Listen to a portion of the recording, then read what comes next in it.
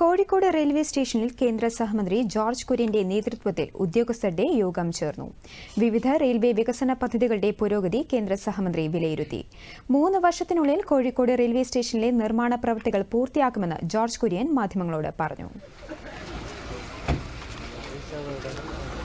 2027 June 1 ഇത് പൂർത്തിയായിരിക്കും. 2027 3 വർഷം കൊണ്ട് അത് പൂർണ്ണമായിട്ട് എല്ലാ രീതിയിലും അതിന്റെ സാങ്കേതികമായിട്ടും എല്ലാം പൂർത്തിയാകും. അതായത് ജൂലൈ അടുത്ത ജൂലൈ ഒരു പ്രധാന ഘട്ടമാണ് ഇതിന്റെ പ്രവർത്തനത്തിലെ നിർമ്മാണത്തിൽ. അതിന്റെ ഏറ്റവും വലിയ ഒരു പ്രധാനപ്പെട്ട ഒരു നിർമ്മാണ ഘട്ടം എന്ന് പറയുന്നത് ജൂലൈ മാസത്തിലെ ഒരു പ്രധാന ഘട്ടത്തില് എല്ലാം അതിന്റെ സൗകര്യങ്ങൾ ഏർപ്പെടുത്തിക്കൊണ്ട് ഏറ്റവും ആധുനികമായിട്ടുള്ള നിർമ്മാണ രീതിയാണ് ഇതിനെ ഉപയോഗിക്കുന്നത്. അതുകൊണ്ട് അശ്വിനി വൈഷ്ണവ് കേന്ദ്രമന്ത്രി, ക്യാബിനറ്റ് മന്ത്രി ചുമതലപ്പെടുത്തിയതിന്റെ അടിസ്ഥാനത്തിൽ ഇവിടെ വന്ന് പരിശോധിക്കുന്ന അവസരത്തിൽ